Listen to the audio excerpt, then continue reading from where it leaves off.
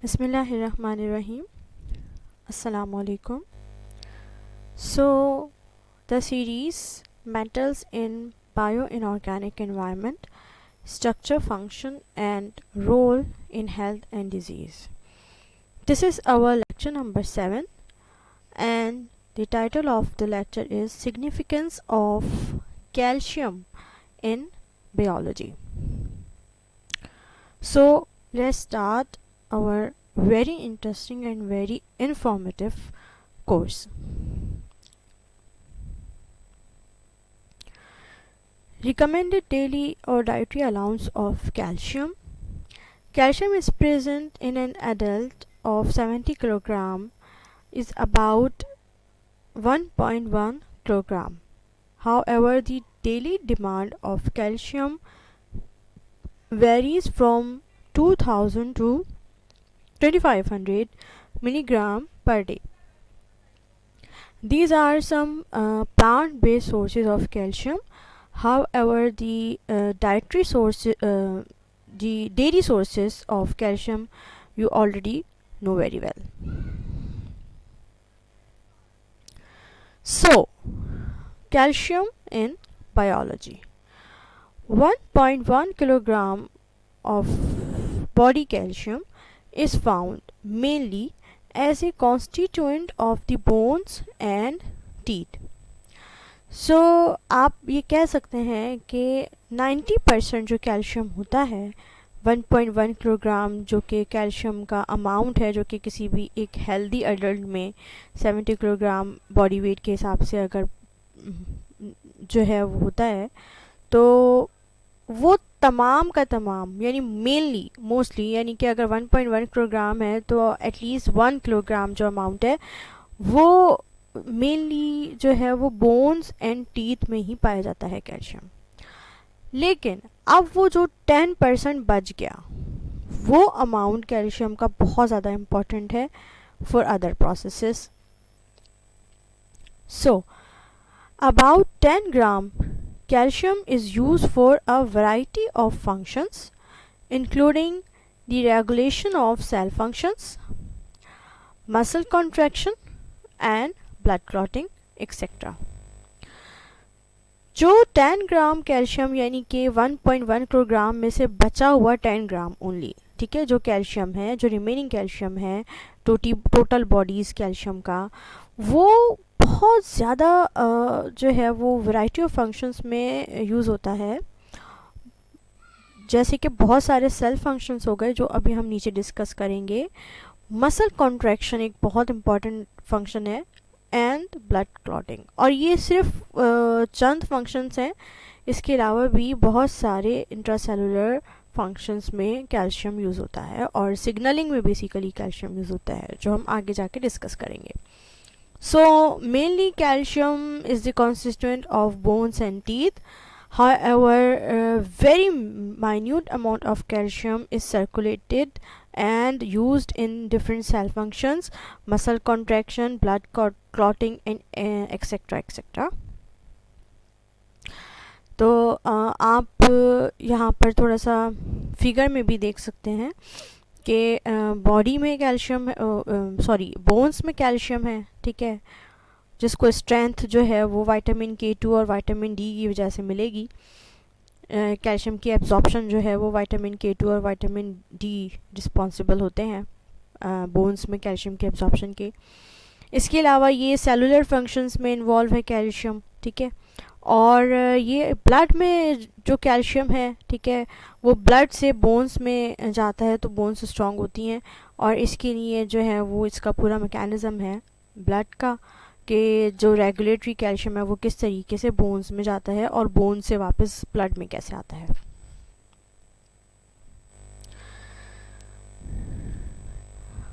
Regulation of intracellular calcium and the role of calcium as a second messenger.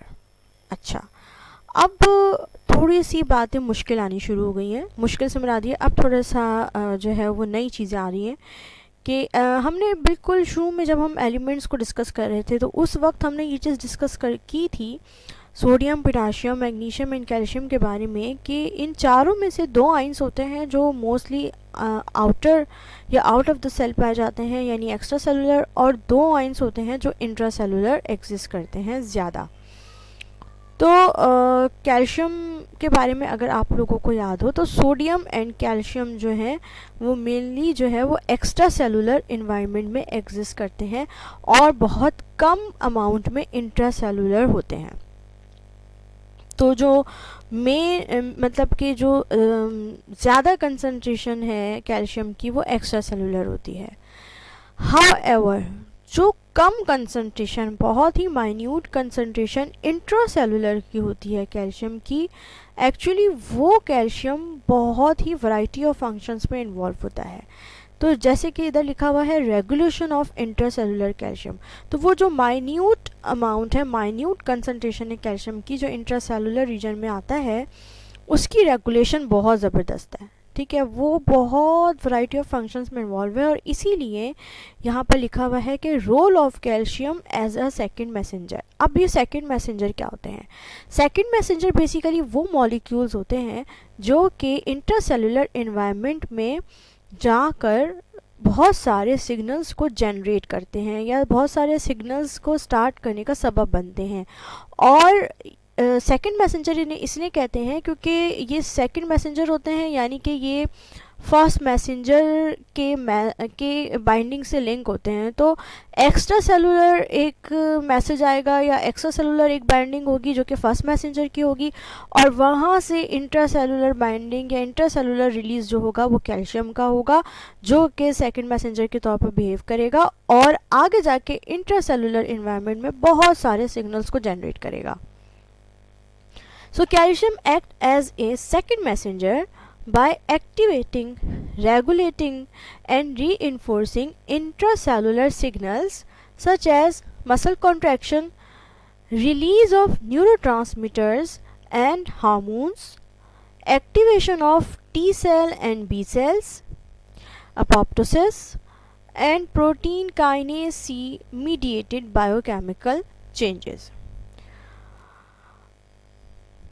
Now, the exchange of the calcium ions from intracellular to the extracellular space can only be achieved by calcium ATPases or sodium calcium ATPases, that is ion pumps.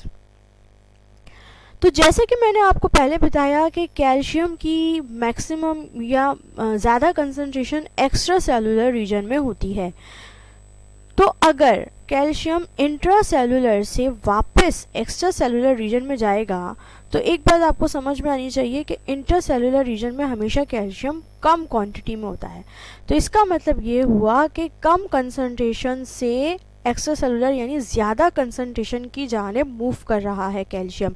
तो जब intracellular से वापस extra cellular space में आएगा तो ये काम सिर्फ और सिर्फ आयन पंप्स कर सकते हैं, और वो आयन पंप्स कैल्शियम एटीपेसेस भी होते हैं और इसके अलावा सोडियम कैल्शियम एटीपेसेस भी होते हैं, जो कि मैंने आपको बताया था जब मैं आपको आयन पंप्स बता रही थी कि कुछ आयन पंप्स ऐसे होते हैं जो साइमल्टेनियसली टू आयन्स को मूव कर रहे होते हैं।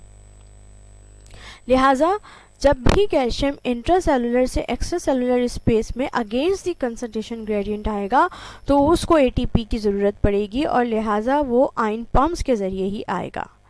However extracellular calcium ions can easily transfer into the intracellular space by calcium ion channels। और जाहिर सी बात है एक्स्ट्रा सेलुलर कैल्शियम आयंस को इंट्रासेलुलर रीजन में आने के लिए किसी फोर्स की ज़रूरत नहीं है, क्योंकि एक्स्ट्रा सेलुलर कैल्शियम जो है वो बहुत ज़्यादा क्वांटिटी में होता है, मैक्सिमम कंसंट्रेशन बहुत ज़्यादा होती है एक्स्ट्रा सेलुलर।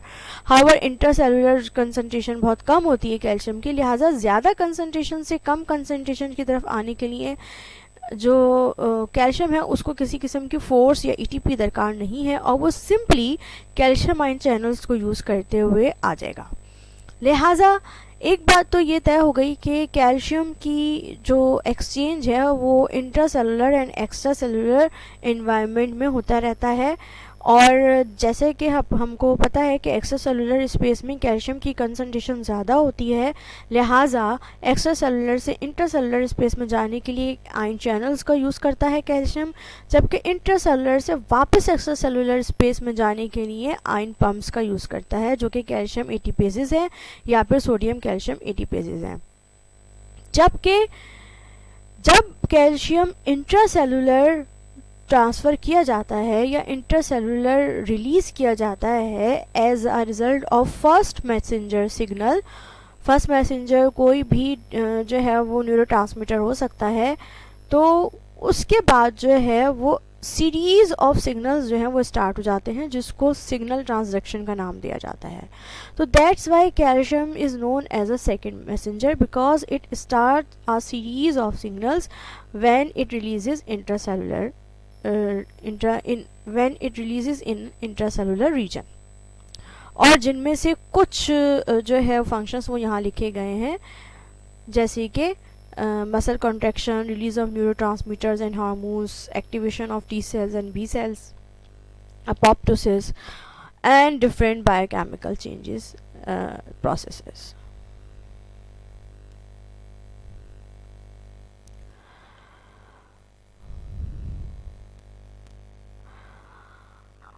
अच्छा, अब कुछ रिसेप्टर्स के बारे में हम पढ़ेंगे कि जो कि कैल्शियम सिग्नलिंग में इन्वॉल्व होते हैं या जो कि कैल्शियम को इंट्रासेलुलर रीजन में आने में मदद देते हैं other than calcium ion channels.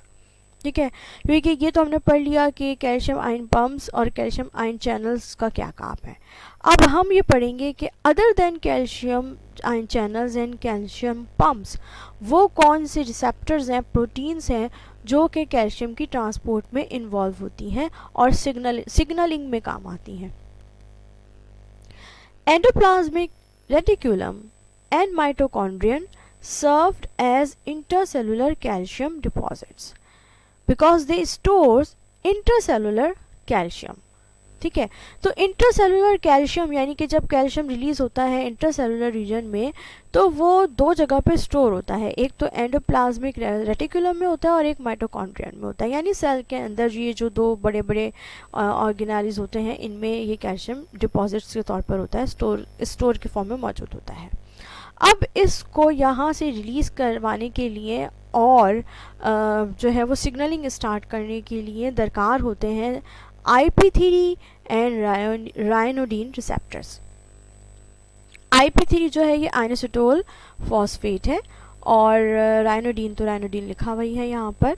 तो basically these both receptors releases these calcium deposits into the cytosol. ठीक है, ये क्या करते हैं, ये ना सिर्फ साइटोसोल में रिलीज़ करवाते हैं जो कैल्शियम डिपॉजिट्स हैं, कहाँ पर है, एंडोप्लाज्मिक रेटिकुलम में है और माइटोकॉन्ड्रियन में है। ठीक है, कब करवाते हैं, कब रिलीज़ करवाते हैं इन कैल्शियम डिपॉजिट्स को, ज़ाहिर है जब इनकी ज़रूरत होती है। ठीक है, when required for signalling by the interaction of IP3 and ryanodine molecules. ठीक है, तो बेसिकली होता क्या है कि IP3 रिसेप्टर एंड रायनोडीन रिसेप्टर इनके नाम इसलिए पड़े हैं क्योंकि जो IP3 रिसेप्टर है वो कैल्शियम को जब रिलीज़ करवाएगा जब IP3 आइनोसिटोल ट्राइफॉस्फेट जो है, आइनोसिटोल ट्राई या ट्रेस फॉस्फेट जो है, जब ये अपने रिसेप्टर से बाइंड करता है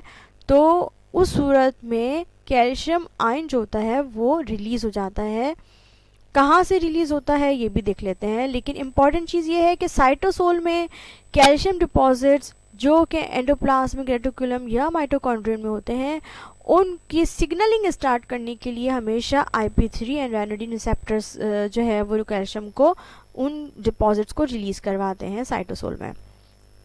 और इन रिसेप्टर्स को वर्किंग करने के लिए सिर्फ इतना ही चाहिए होता है कि IP3 रिसेप्टर IP3 से बाइंड करेगा और रायनोडीन रिसेप्टर जो है वो रायनोडीन मॉलिक्यूल से इंटरेक्ट करेगा और अपना काम शुरू कर देगा, यानी कैल्शियम डिपॉजिट को रिलीज़ करवाना शुरू कर देगा।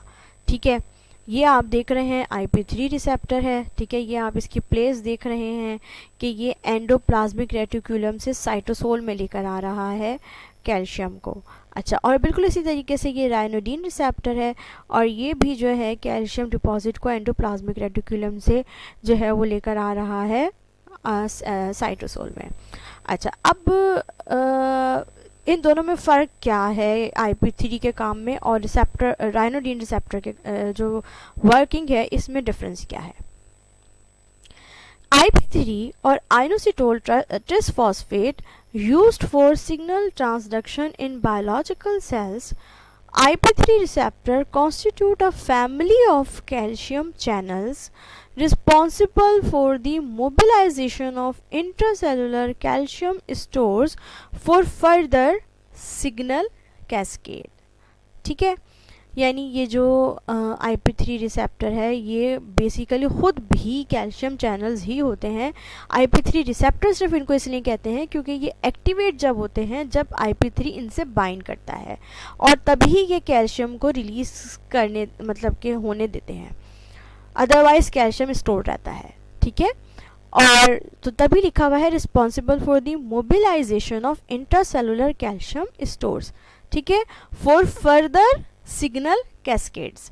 सिग्नल कैस्केड्स का मतलब ये है कि कैल्शियम जब यहाँ से जाएगा इंट्रासेलुलर से, तो अब इसने जाके जो ये रीजन है ना एंडोप्लाज्मिक रेटिकुलम से जाकर जब ये साइटोसोल आएगा, यानी इंट्रासेलुलर अभी हम स्पेस में बात कर रहे हैं, ये एक्स्ट्रा सेलुलर स्पेस है सारी जो कि वाइट कलर की नज़र आ रही है आपको। तो इंट्रासेलुलर इसने बहुत सारे दूसरे सिग्नल्स को जनरेट करना है और इसी तरीके से ryanodine receptors are huge ion channels that are responsible for the release of calcium ion from the endoplasmic reticulum to the interior of cell। ठीक है, तो एग्जैक्टली वही बात है, दोनों आयन चैनल्स हैं और दोनों का काम ये है कि कैल्शियम को एंडोप्लाज्मिक रेटिकुलम से साइटोसोल में रिलीज़ करवाएं।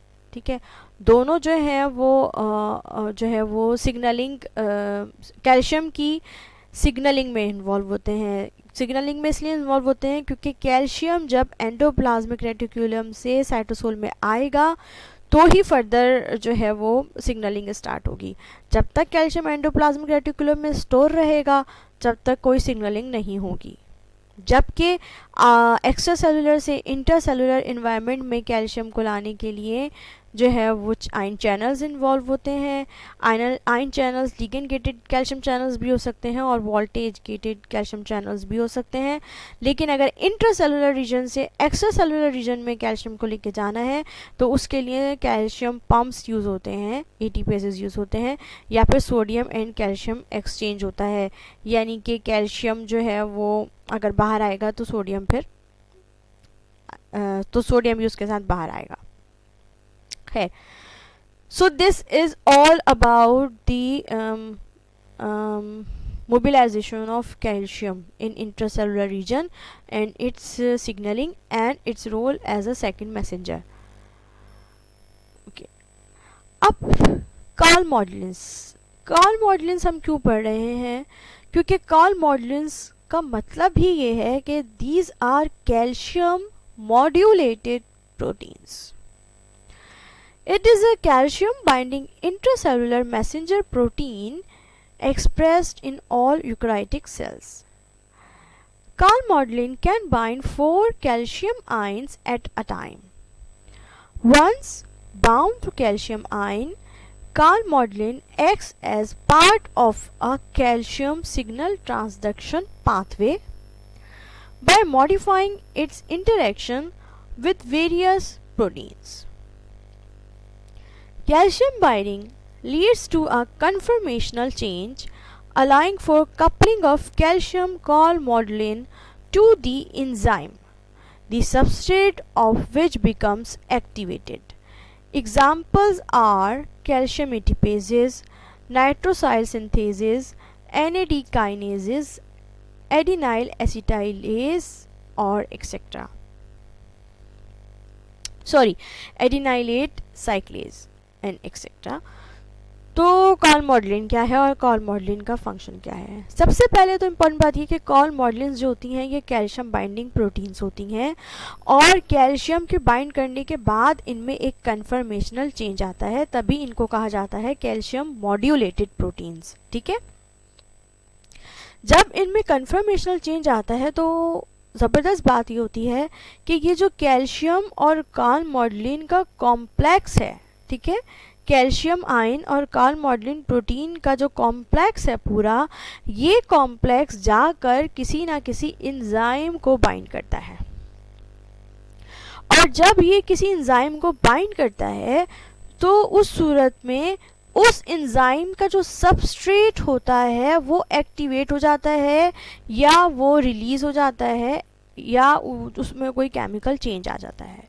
जैसे कि एग्जांपल के तौर पर इन्होंने बताया हुआ है कि कैल्शियम एटीपेजेस, नाइट्रोसाइल सिंथेसिस, NAD काइनेजेस। तो इसका मतलब ये हुआ कि लेट सपोज हम एग्जांपल लेते हैं नाइट्रोसाइल सिंथेसिस की, ताकि आपको थोड़ा समझ में आए कि नाइट्रोसाइल सिंथेज एक एंजाइम है और कैल्शियम जब कॉल मॉडलिन प्रोटीन से बाइंड करेगी और ये जो कॉम्प्लेक्स है, ठीक है, जिसमें कन्फर्मेशनल चेंज आ चुका है, ठीक है, अब जो ये कॉम्प्लेक्स बना है जिसमें कन्फर्मेशनल चेंज आ चुका है, ये कॉम्प्लेक्स जो है ये नाइट्रोसाइल सिंथेज से जब बाइंड करेगा तो उस सूरत में होगा ये कि नाइट्रोसाइल सिंथेज जो है इसका काम होगा, इसका काम ये होगा कि ये नाइट्रोसाइल को या तो रिलीज करेगा या नाइट्रोसाइल को कि किसी बायोकेमिकल रिएक्शन में इन्वॉल्व होगा या सिंथेसिस में इन्वॉल्व होगा। मुझे लग रहा है सिंथेसिस में इन्वॉल्व होगा क्योंकि सिंथेज नाम है।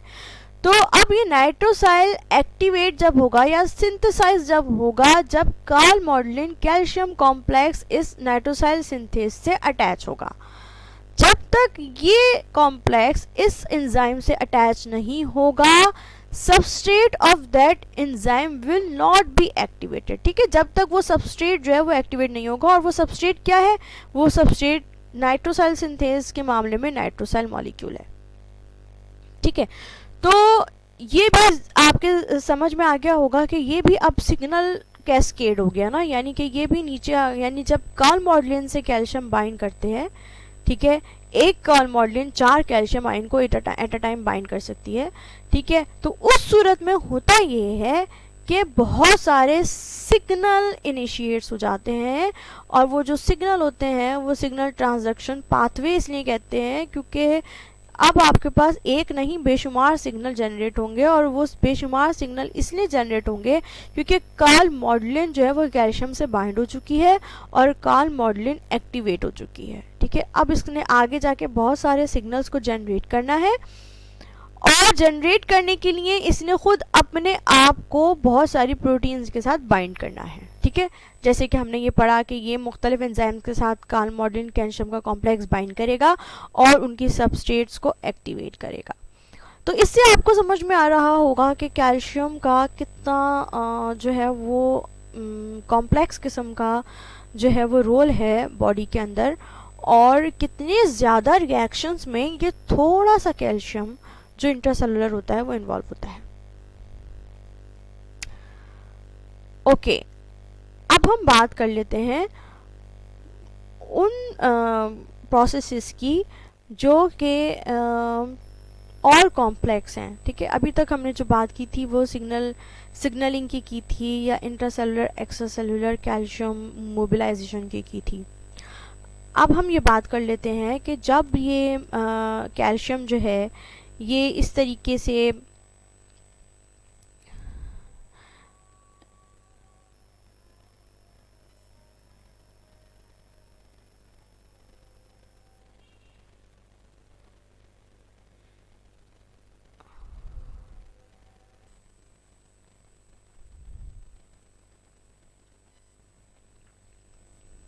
okay, so now we will discuss the role of calcium in muscle contraction and चलिए इसको पहले थोड़ा सा हम पढ़ लेते हैं और फिर आपको डिटेल बताते हैं। Sarcomere is a unit of muscle tissue which contains actin and myosin filaments. Muscle contraction is achieved when actin and myosin slide on each other. पहले तो यानी कि आपको जो चीज़ बताई गई है मसल कॉन्ट्रैक्शन की, इससे पहले कि आपको कैल्शियम का रोल बताया जाए, आपको ये बताया जा रहा है कि जो मसल टिश्यू होता है उसका यूनिट होता है सार्कोमेयर, और सार्कोमेयर के अंदर एक्टिन एंड मायोसिन फिलामेंट्स होते हैं. ये जो एक्टिन एंड मायोसिन फिलामेंट्स होते हैं ये बेसिकली मसल कॉन्ट्रैक्शन में का मेन जो मतलब जो मैकेनिज्म है उसमें एक्टिन एंड मायोसिन ही एक दूसरे के ऊपर स्लाइड करते हैं. ठीक है, actin and myosin slide on each other due to which muscle will be contract. ये आप देख सकते हैं. ठीक है, ये अभी मैं डिटेल बताऊंगी आपको. अभी आप सिंपल देख सकते हैं कि एक्टिन एंड मायोसिन एक दूसरे के ऊपर ये स्लाइड कर रहे हैं, जिस स्लाइडिंग की वजह से क्या हो रहा है कि मसल कॉन्ट्रैक्शन हो रहा है. ठीक है, तो अब हम इसको फर्दर डिटेल में देखते हैं कि किस तरीके से हो रहा है, फिर मैं दोबारा इस वीडियो की तरफ आऊँगी. Muscle contraction is achieved by release of calcium ions by sarcomere vesicles. ठीक है, तो सार्कोमेयर्स जिसके ऊपर एक्टिन एंड मायोसिन फिलामेंट्स हैं और जिन्होंने एक दूसरे के ऊपर स्लाइड करना है तो मसल कॉन्ट्रैक्शन होनी है, तो होता क्या है, वही सार्कोमेयर जो है वो सबसे पहले कैल्शियम को रिलीज करता है. ठीक है, कैल्शियम रिलीज करने के बाद होता क्या है, where calcium binds to the troponin.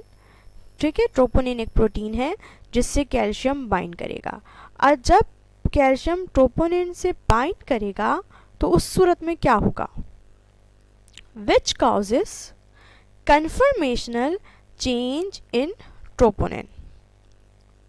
ठीक है, तो जब कैल्शियम ट्रोपोनिन से बाइंड करती है तो बेसिकली कन्फर्मेशनल चेंज आता है ट्रोपोनिन में, और ट्रोपोनिन में जो कन्फर्मेशनल चेंज आता है उसमें होता क्या है, that allows tropomyosin to expose myosin binding site of myosin ATPase.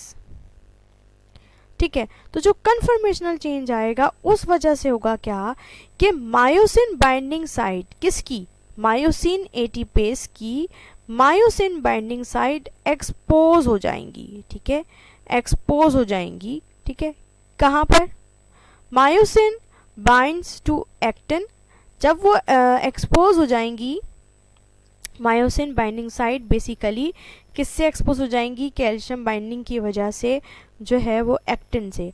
Myosin binds to actin and sliding process start. ठीक है, जैसे ही मायोसिन एक्टिन से बाइंड करेगी स्लाइडिंग प्रोसेस स्टार्ट हो जाएगा.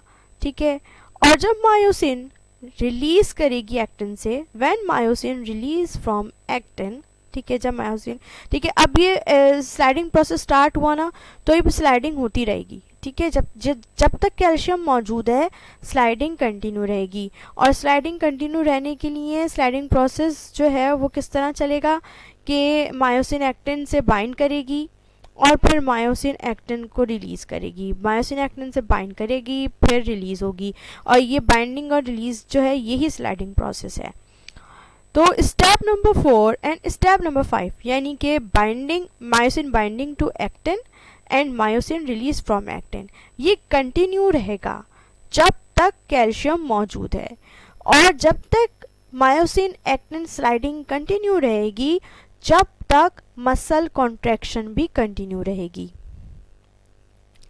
रिलैक्स मसल में क्या होता है, in a relaxed muscle tropomyosin blocks the attachment site for the myosin, thus preventing contraction. ठीक है, तो जब तक मायोसिन एक्टिन से एक्सपोज नहीं होगी दोनों की बाइंडिंग साइट, जब तक मसल कॉन्ट्रैक्शन नहीं हो सकती. लिहाजा मसल कॉन्ट्रैक्शन के लिए मायोसिन की एक्टिव साइट का एक्टिन के ऊपर एक्सपोज होना बहुत ज़रूरी है. ठीक है, एंड दैट्स वाई जो रिलैक्स मसल होते हैं उनमें मायोसिन की एक्टिव साइट एक्टिन की एक्टिव साइट से एक्सपोज नहीं हो पाती, और ये इसलिए नहीं एक्सपोज होती क्योंकि वहाँ पर कैल्शियम मौजूद नहीं होता, क्योंकि कैल्शियम ही बेसिकली रिस्पॉन्सिबल है ट्रोपोनिन से बाइंड करने का और उसमें कन्फर्मेशनल चेंज लाने का, जिस वजह से मायोसिन एक्टिन दोनों आपस में जो है वो एक्सपोज होंगे और स्लाइडिंग प्रोसेस स्टार्ट होगा।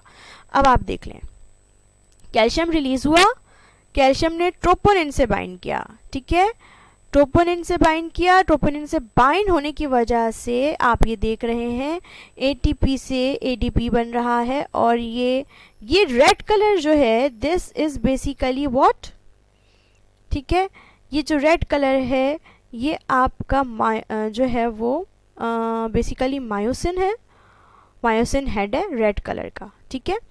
और जो ये दोबारा देख लेते हैं, ठीक है, एक्शन, ठीक है, ये calcium binds to troponin yellow, ठीक है, ये देखिए कैल्शियम ने इस येलो ट्रोपोनिन से बाइंड किया, जिस वजह से ये मायोसिन ने एक्टिन से बाइंड किया, ये स्लाइडिंग हुई, ठीक है, और ये एटीपी की हाइड्रोलिसिस हुई, एटीपी आ गया।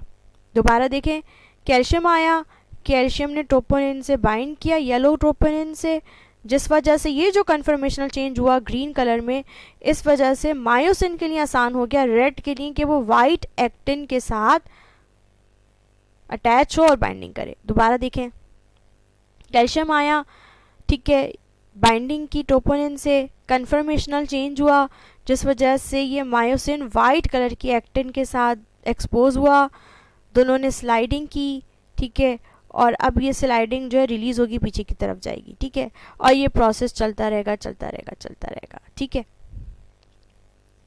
So this is all about the muscle contraction. आप इसको बार बार देख सकते हैं और प्रोसेस को समझ सकते हैं।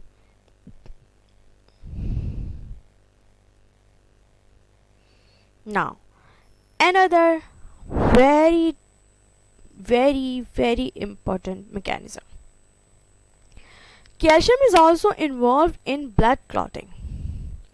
अब कैल्शियम जो है वो ब्लड क्लॉटिंग में इन्वॉल्व कैसे है, ठीक है ना, इसके लिए भी आपके सामने ये बहुत ही स्पेसिफिक वीडियोस, क्योंकि ये बहुत सारी वीडियोस होती हैं और फिर इसमें समझना मुश्किल हो जाता है कि कौन सा स्टेप है, तो ये बहुत ही स्पेसिफिक वीडियोस मैंने यहाँ पर लगाई हैं एनिमेशंस, जिस वजह से आप समझ सकें कि ब्लड क्लॉटिंग किस तरीके से होती है, ठीक है। So number 1, tear in a blood vessel initiates release of thromboplastin which together with calcium। जैसे ही टेयर होता है वैसे ही ब्लड वेसल में, वैसे ही थ्रोम्बोप्लास्टिन एक प्रोटीन है जो कि कैल्शियम के साथ एक्टिवेट हो जाती है, और जब थ्रोम्बोप्लास्टिन कैल्शियम से एक्टिवेट होती है तो होता क्या है। Number 2, convert prothrombin into thrombin, ठीक है। नंबर 2 पे आप देखें ये प्रोथ्रोम्बिन से थ्रोम्बिन फॉर्म में जा रहा है, ठीक है। जैसे ही ब्लड वेसल होता है वैसे ही जो है कैल्शियम बाइंडिंग थ्रोम्बोप्लास्टिन की वजह से प्रोथ्रोम्बिन प्रोटीन कन्वर्ट हो जाती है थ्रोम्बिन में, ठीक है। अब ये थ्रोम्बिन क्या करेगी, that कैटलाइजेस the conversion of fibrinogen into fibrin. अब ये देखें नंबर 3, इसमें आप बहुत अच्छे से देख सकते हैं, ये जो थ्रोम्बिन जो है रिलीज हुई थी, ठीक है, इसने क्या किया, इसने फाइब्रिनोजन को फाइब्रिन में कन्वर्ट कर दिया। ये फाइब्रिनोजन है, ठीक है, और ये फाइब्रिनोजन कन्वर्ट हो रही है फाइब्रिन में। ये देखिए आप फाइब्रिन, ये फाइब्रिन इसका नाम ही है जिससे पता चल रहा है कि ये एक धागे की सूरत में होती है, ठीक है। ये थ्रोम्बिन ने जो है ना अपना काम किया, ये फाइब्रिनोजन से फाइब्रिन बनी, फाइब्रिन ने जो है ना ये धागे बनाने फाइबर बनाना शुरू किया, ठीक है। अब ये फाइबर क्या करेगा, which travel towards the damage blood vessel, ठीक है। अब ये जो फाइब्रिन है जो कि एक फाइबर की तरह से है, ये ब्लड वेसल के उस पॉइंट की तरफ जाएगी जहाँ से ब्लड वेसल जो है वो टेयर है, ठीक है, and forms a fibrin mesh, और ये फौरन एक जाल बना लेगी, फाइब्रिन मैश बना लेगी, ठीक है, ये जाल, ये सेकंड में थोड़ा सा आपको नज़र आएगा, मैं दोबारा इसको दिखाती हूँ। ये जो फाइब्रिन थी, ये जो धागा सा था, ठीक है, ये फाइब्रिन मैश, ये देखें आप, ये मैश बनना शुरू हो गया, ठीक है, धागे बनने शुरू हो गए इस टेयर के ऊपर, ठीक है। और ये जो फाइब्रिन मैश है, अब इस फाइब्रिन मैश की वजह से होगा क्या, where RBC is going out of the vessel and platelets are captured and form blood clot. अब इस मैश के ऊपर दो चीज़ें आनी शुरू हो जाएंगी। नंबर वन, जो रेड ब्लड सेल जो बाहर जा रहे थे वो इसके ऊपर आना शुरू हो गए, एक्यूमुलेट होना शुरू हो गए मैश के ऊपर, ठीक है। एंड नंबर टू, मैश के ऊपर क्या आना शुरू हो गया, प्लेटलेट आना शुरू हो गया, ठीक है। तो platelets and red blood cells जो हैं ये इस मैश के ऊपर आ गए, और जिस वजह से अब ये पूरा क्या बन गया, ब्लड क्लॉट बन गया, ठीक है। और इस ब्लड क्लॉट बनने की वजह से क्या हुआ, gathering of blood clot block the gap of ruptured blood vessel and prevent further blood loss, ठीक है। अब इसकी वजह से ये जो ब्लड क्लॉट बना, जिसके अंदर रेड ब्लड सेल्स भी हैं, फाइब्रिन मैश भी है और प्लेटलेट्स भी हैं, इन्होंने फर्दर ब्लड लॉस को रोक दिया, ठीक है ना। अब ये पूरा कवर्ड हो गया ना। अब जो पहले यहाँ से रप्चर्ड एरिया से जो ये निकल रहा था ब्लड, अब ये कवर हो गया। किन किन चीज़ों से कवर हुआ, फाइब्रिन मैश सबसे पहले बना, जाल बना, उसके ऊपर रेड ब्लड सेल आके रुक गए, उसके ऊपर जो है वाइट प्लेटलेट्स आके रुक गए, ठीक है। और जो है कुछ कोगुलेशन फैक्टर्स भी होते हैं, प्रोटीन्स, वो भी इसके ऊपर आके रुक जाती हैं, जिस वजह से ये सब मिलकर एक ब्लड क्लॉट बना लेते हैं। और ये ब्लड क्लॉट जो है ये इसके ऊपर जो है टेयर्ड वेसल के ऊपर आ जाता है, जिस वजह से अब फर्दर ब्लड लॉस नहीं होगा, क्योंकि समझें वो जो एक तरीके से जो टेयर्ड वेसल थी, ब्लड वेसल थी, वो जो है वो बेसिकली वक्ती तौर पे उसको जो है वो भर दिया गया है उस सुराख को। So this is all about the mechanism of blood clotting and the role of calcium in blood clotting। यानी अगर कैल्शियम नहीं होगा तो क्या होगा, अगर कैल्शियम नहीं होगा तो थ्रोम्बोप्लास्टिन प्रोथ्रोम्बिन से थ्रोम्बिन नहीं बना सकती, और अगर प्रोथ्रोम्बिन से थ्रोम्बिन नहीं बनेगा तो फाइब्रिनोजन फाइब्रिन नहीं बना सकती। अगर फाइब्रिन नहीं बनेगी तो फाइब्रिन मैश नहीं बनेगा, अगर फाइब्रिन मैश नहीं बनेगा तो किसी भी सूरत जो आरबीसीज बाहर जा रहे हैं वो रुक नहीं सकते। फाइब्रिन मैश सबसे ज़्यादा इम्पॉर्टेंट है आरबीसीज को रोकने के लिए, ठीक है। तो basically calcium plays a very important role by converting prothrombin into thrombin, which further convert the fibrinogen into fibrin, which basically form a fibrin mesh where RBCs and platelets are captured and form blood clot। सो इस तरीके से blood clot बनता है, और blood clot बनने की वजह से जो फर्दर ब्लड लॉस है वो फौरन रुक जाता है। ओके, अब जो हम बात करेंगे वो बात है कैल्शियम बैलेंस की, कि कैल्शियम को बॉडी में बैलेंस कौन करता है, या वो किसका रोल है, किसके ज़िम्मे ये जिम्मेदारी है कि वो कैल्शियम को पूरी बॉडी में बैलेंस करे। तो बेसिकली कैल्शियम को बैलेंस करने की जिम्मेदारी दो हार्मोन्स के ऊपर है। एक हार्मोन कैल्सीटोनिन है, जिसकी एक्टिव फॉर्म जो होती है वो विटामिन डी होती है, और दूसरा हार्मोन है पैराथॉर्मोन या पैराथायरॉयड हार्मोन, ठीक है। Calcitonin and parathyroid hormone both are involved in the regulation of blood calcium levels, ठीक है। ब्लड कैल्शियम को मेंटेन करने के लिए हमेशा दो जो है वो हार्मोन्स जो हैं वो अपना रोल प्ले करते हैं, एक पैराथायरॉयड हार्मोन और एक कैल्सीटोनिन, ठीक है। अच्छा, अब पैराथायरॉयड हार्मोन कहाँ होता है और कैल्सीटोनिन कहाँ होता है, और पैराथायरॉयड हार्मोन का क्या फंक्शन है और कैल्सीटोनिन का क्या फंक्शन है। The parathyroid hormone PTH secreted by the parathyroid glands is responsible for regulating blood calcium levels. Secretion of parathyroid hormone increases the blood calcium levels by stimulating osteoclast. Osteoclast क्या process होता है? Calcium is released from bones into the blood stream. ये आप देख सकते हैं, this is a process of osteoclast कि ये जो कैल्शियम है ये बोन्स में से जा रहा है, और कहाँ जा रहा है बोन्स में से? ये ब्लड में जा रहा है, ठीक है, ब्लड में जो है ये कैल्शियम बोन से ब्लड में जा रहा है, ठीक है, यानी कि बोन एक तरीके से आप समझ लें कि ब्रेकिंग हो रही है, लेकिन खुदा ना खासा ये ब्रेकिंग उस तरीके से नहीं है कि हड्डी टूट रही है, बल्कि जो कैल्शियम डिपॉजिट्स जो बोन के ऊपर होंगे वो जो है रिलीज होना शुरू हो जाएंगे बोन्स में से ब्लड स्ट्रीम में, ठीक है। तो पैराथायराइड हार्मोन का काम क्या होता है कि जब भी कैल्शियम लेवल्स कम हो जाते हैं ब्लड में, तो पैराथायराइड हार्मोन हमेशा ऑस्टियोक्लास्ट प्रोसेस को स्टिमुलेट करता है, जिस वजह से बोन्स पर जो डिपॉजिटेड कैल्शियम होता है वो ब्लड स्ट्रीम में जाना शुरू हो जाता है। और उसके अपोजिटली काम करता है vitamin D. Vitamin D which is synthesised in kidney promotes calcium absorption in the gut and maintains serum calcium concentrations to enable normal mineralization of bone. It is also needed for bone growth and bone remodeling by osteoblast and osteoclast.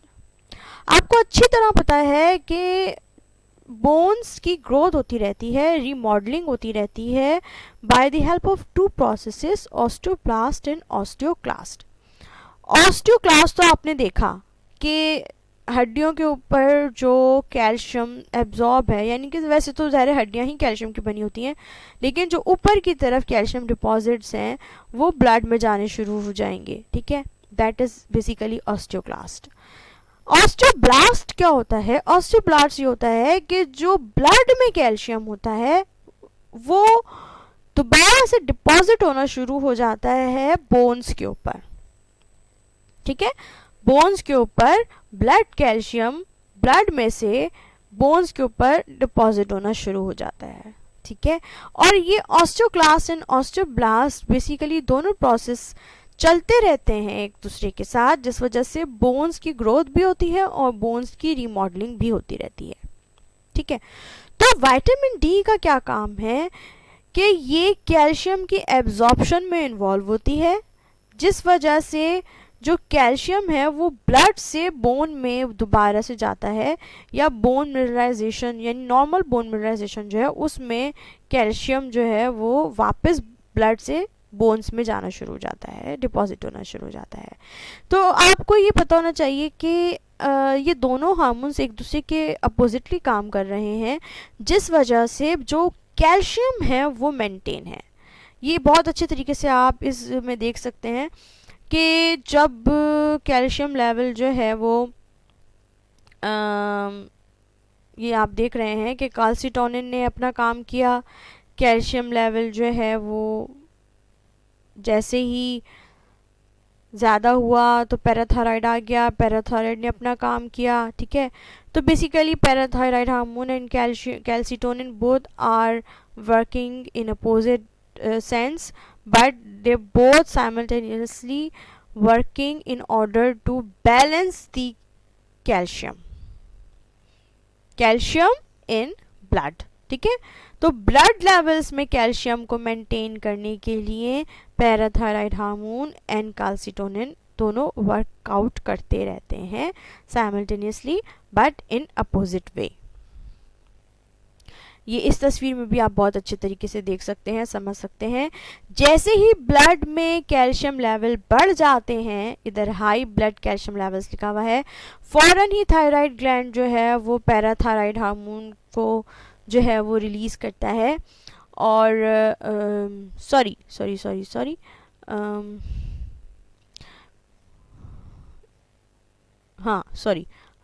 Thyroid gland जो है वो calcitonin को release करता है, और जो calcitonin यानी vitamin D की जो फॉर्म होती है, ये कैल्सिटोनिन जो है ये क्या करती है, ये सबसे पहले तो रिड्यूस कैल्शियम अपटेक इन किडनीज, ठीक है, तो एक तो ये काम करती है। दूसरा ये क्या करती है, रिड्यूस कैल्शियम अपटेक इन इंटेस्टिन, ठीक है, क्योंकि ब्लड कैल्शियम लेवल ब्लड में ज़्यादा हो गए ना, तो अब ये जो है क्या करेगी, ये किडनी में भी कम जाने देगी कैल्शियम को, ये इंटेस्टिन में भी कम जाने देगी कैल्शियम को, रोकेगी, और कहाँ भेजेगी, कहाँ स्टिमुलेट करेगा कैल्शियम को, ये कैल्शियम डिपॉजिट को स्टिमुलेट करेगा बोन में, ठीक है।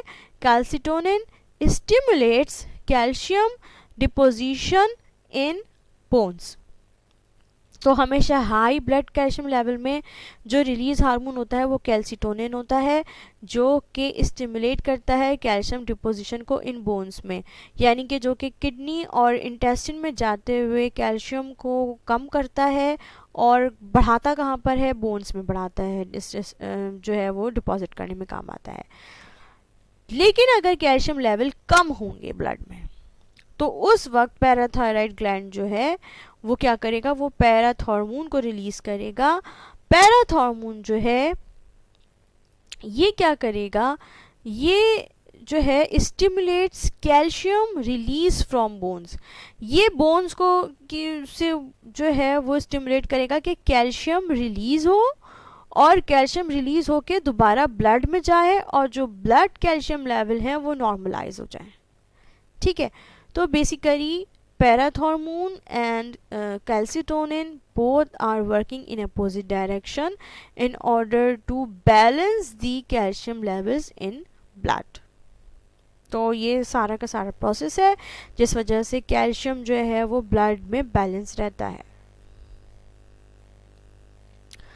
ओके, अब हम आ जाते हैं उन दो प्रोसेसेस की तरफ जो कि किसी भी मिनरल की वजह से, किसी भी एलिमेंट की वजह से बॉडी में प्रोड्यूस होती हैं। एक डेफिशिएंसी कंडीशन होती है और एक एक्सेस कंडीशन होती है। So calcium deficiency, hypocalcaemia, means calcium levels in the blood are low. A long-term deficiency can lead to dental changes, cataracts, brittle nails, hair loss and osteoporosis।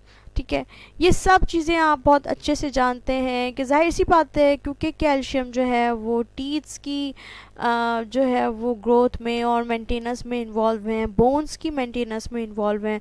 तो अगर calcium levels low होंगे और continuously लो रहेंगे और उनकी deficiency cover नहीं होगी, normalisation नहीं होगा ब्लड लेवल्स कैल्शियम का, तो उस सूरत में फिर आपकी बोन्स जो है वो भी ऑस्टियोपोरोटिक होना शुरू हो जाएंगी। ऑस्टियोपोरोटिक मतलब कि जो मतलब उनमें जो है वो कैल्शियम जो है वो कम होना शुरू हो जाएगा, और उनमें जो है वो जो गैप्स हैं या जो कि कहना चाहिए फ्री स्पेसेस हैं वो बढ़ना शुरू हो जाएंगी, और एक वक्त ऐसा आएगा कि कैल्शियम बिल्कुल ख़त्म हो जाएगा बोन से और बोन फ्रैक्चर हो जाएगी।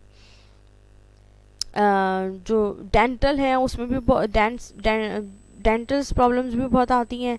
ठीक है, डेंटल्स की इवन जो है वो बाकायदा उनमें जो है वो विजिबल चेंजेस आती हैं कैल्शियम की वजह से, और बिल्कुल इसी तरीके से विजिबल चेंजेस आपके नेल्स पर भी आती हैं कि जब जो है वो कैल्शियम आपको नज़र आना शुरू हो जाता है नेल्स के ऊपर।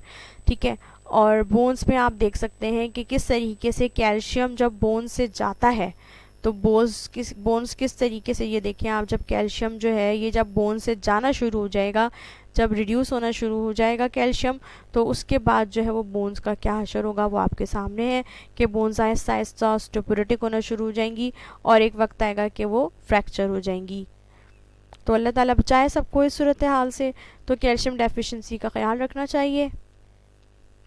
However, on the other side, the excess condition is also very harmful in case of calcium, which is known as hypercalcemia or calcium deposits.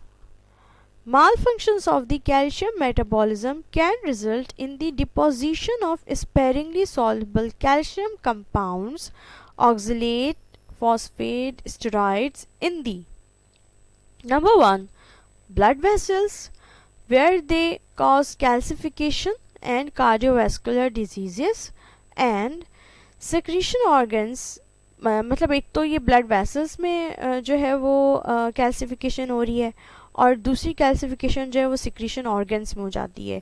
कहाँ कहाँ पर? Where the deposits and responsible for stones, where these deposits are responsible for stones formation. कहाँ कहाँ पर? In gall bladder and kidney.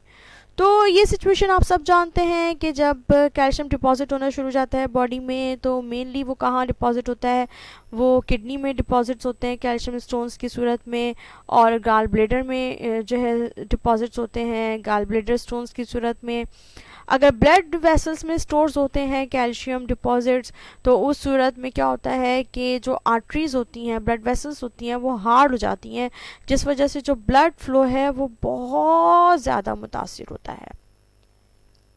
इस condition को atherosclerosis कहते हैं, means hardening of the arteries. It is the main cause of heart disease. और इसीलिए अगर खुदा न खासा कैल्सिफिकेशन ब्लड वेसल्स में होने लगे तो कार्डियोवैस्कुलर डिजीज़ बहुत ज़्यादा बढ़ जाते हैं, because it occurs because of calcium builds up in the blood vessels, resulting in hard and narrow arteries.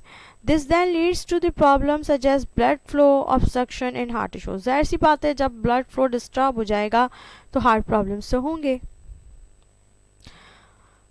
तो इन तमाम सिचुएशन से बचने के लिए जो सबसे बेहतर चीज़ है वो ये है कि prevention is better than cure. ठीक है, जो एहतियात है वो इलाज से बेहतर है. ठीक है, तो एहतियात क्या है? एहतियात ये है कि जिन चीज़ों का आपको पता है कि कैल्शियम की मेंटेनेंस में बहुत इम्पॉर्टेंट रोल है, तो उन चीज़ों को आप अपनी डाइट का हिस्सा बनाएं और किसी भी सूरत अवॉइड ना करें. जैसे कि vitamin K2. Vitamin K2 activates the calcium binding actions of matrix GLA and osteocalcin proteins, which help to build and maintain bones. तो नंबर वन तो ये कि विटामिन K2 जो है वो इन्वॉल्व होता है मेंटेनेंस ऑफ बोन्स में. And number two which is very important is that vitamin K2 is found to reduce the calcium buildup in the arteries. ठीक है, ये आप देख सकते हैं कि किस तरीके से कैल्शियम आ रहा है और K2 जो है वो कैल्शियम को जो है वो आर्टरीज में बिल्डअप होने नहीं दे रहा. And the role of vitamin D3 वो अभी हमने पिछली स्लाइड्स में पढ़ा है कि किस तरीके से विटामिन D3 जो है वो बैलेंस करता है ब्लड लेवल्स को और बोन्स में डिपॉजिट करता है कैल्शियम को. ठीक है, तो vitamin D3 aids in the absorption of calcium and helps in the formation and maintenance of strong and healthy bones. And vitamin D3 facilitates the normal immune system function. ठीक है, ये immune system के लिए भी vitamin D3 बहुत important होता है.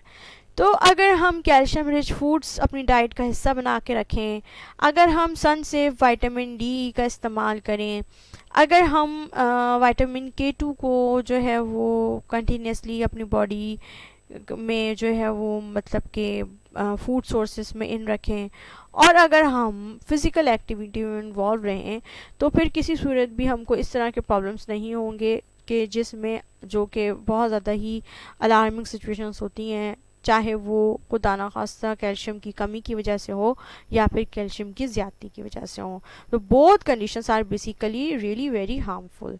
सो this is all about the lecture about the calcium, role of calcium and its basically significance in the biological system.